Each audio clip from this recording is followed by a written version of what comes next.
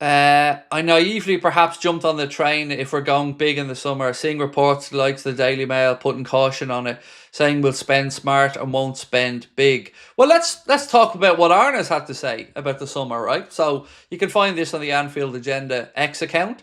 So Arne slot on whether this summer will be big. Let me see how you interpret this. He said it's already a big summer because we extended Virgil and Mo for large parts of the season. I don't think everybody expected that. I mean, that's fair. It is good to get those two done, but you don't get credit for that for the summer. That is something that should have been resolved a long time ago, but whilst we're grateful for that as fans, it is nothing to do with the summer. So going in there, he said, for us to keep them is a big thing. I've said already that I'm happy with the squad we have, which is, let's be honest, bullshit. Let's just call a spade a spade. He's not telling the truth.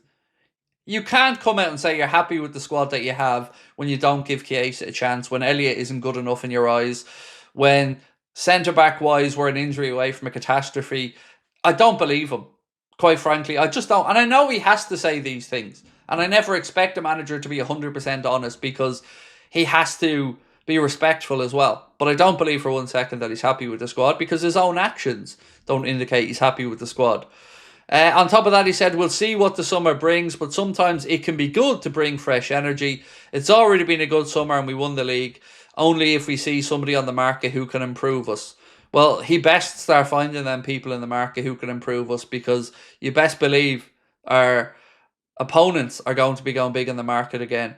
So Chris Bascom, though, has said Liverpool are already on the case. The promise of a big summer to make the country's best even better having been made publicly and privately. That should guarantee that the next time Slot makes wholesale changes to his side, it won't feel like an exhibition match and there will be no compromise in quality. So Chris Bascom's certainly a lot more upbeat about the summer. Arne has to be measured. Again, managers has to say what managers have to say, and they can't be as honest as we'd like them to be a lot of the time. But Chris Bascom's post, I think, and credit Anfield Sector for posting that one, I think that gives me more optimism. You know, that the vibes I'm getting are to expect an impressive summer. Now, I don't know names, but like Chris Bascom said there, publicly and privately, it's been made known that Liverpool are going to make some impressive signings. And again, we'll believe it when we see it, but let's wait and see. Jacko Super Chat said, when the manager already starts making comments like that and calling extensions huge for the summer, I'm already getting nervous. But I wouldn't expect the manager to say otherwise. Honestly.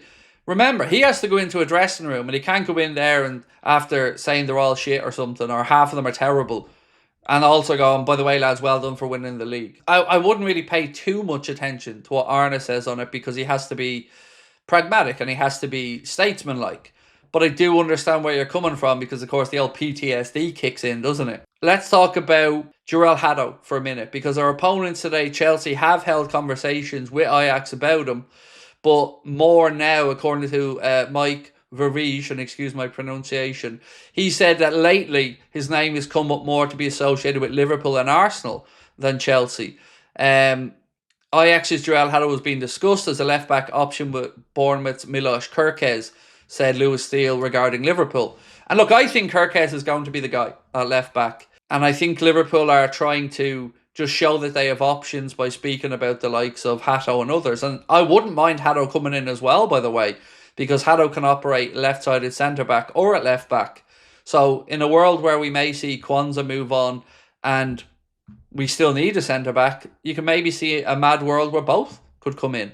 But again, it will depend on how serious we are about this summer.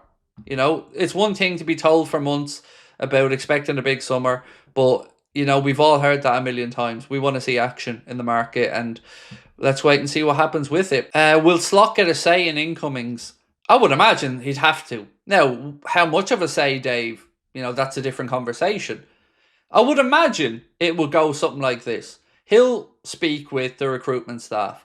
And the recruitment staff will put together a list and they'll sit down and they'll talk with Arne and they'll make their case. He'll make his case. And if they're in agreement, should be straightforward. Right, that's the guy. Let's try to go get him. But I'm sure there will be a name or two, like with any manager, that Arne looks at it and thinks, not sure. Like Salah. with Kloppo. You know, the recruitment staff sat down with Jurgen, who wanted Julian Brandt, and said, this is the guy. The stats point to this being the guy, and they were right. So I think it'll be a bit of both, Dave. I think he will have some say. You know, you carry a bit more weight, don't you, when you've won the Premier League in your first year? You certainly have earned the right to have a little say there. How do you guys feel about Kwanzaa? Like, do you think we should cash in, let's say, to try and make space or get money for a Huijsen? Because I would feel like that's an upgrade. And if you got 40 million for Kwanzaa and spend 50 million on Huijsen, I think that's upgrading the squad. And I think that if Canade was injured or Virgil was injured, I'd feel far calmer about Huijsen playing 6 or 8 league games in a row than I would about Kwanzaa doing it. Because the measuring stick is high now. We're the champions. And the aim is to go out and repeat that process. And this season, whether it be good management from Arne and Sipke and Ruben Peters to keep these guys fit and available, or whether we got a bit lucky as well with not having a serious injury to Virgil or Ryan Gravenberch, or a mixture of both. So for me, it wouldn't be comparable. If we needed to bring in money for a centre-back and we had to make way, Kwanzaa would be the first one out the door for me.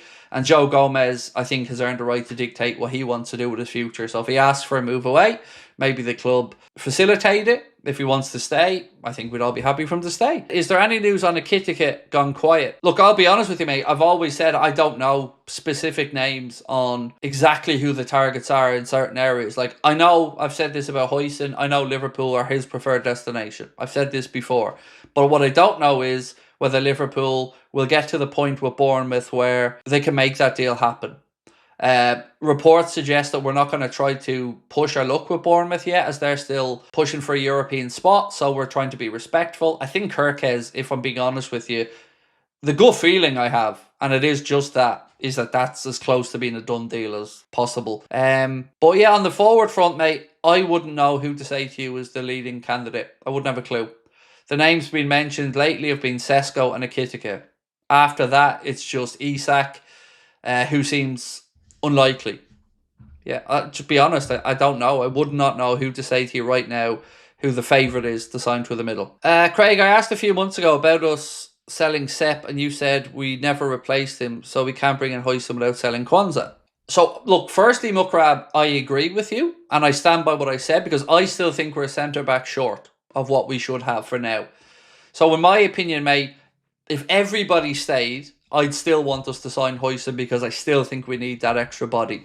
But if, let's say, we sold Kwanzaa and brought in Huijsen, well, you've got 3 and Joe Gomez, who's versatile. But you're right, I'd look at a younger one. So whether that's Nalo's potential coming through, or whether that's a young up-and-coming centre-back from somewhere else. I do think, I 5. I think you need 5 centre-backs at a club like Liverpool. One of them could be a youngster, but you need 4 first-team centre-backs minimum. So yeah, I remember having that conversation with you. And we haven't replaced a few, by the way. We haven't replaced Matip either. So how many centre-backs do we have to see leave the club before we actually realise we need to replace 1 or 2 of them? Nat Phillips going to be gone as well. His contract will be up. Reece Williams isn't, that's done and dusted. So yeah, but what we will hear is if I said to the media that I want Liverpool to just bring in Huijsen and keep everybody else, the question is going to be, well, where are the space for them?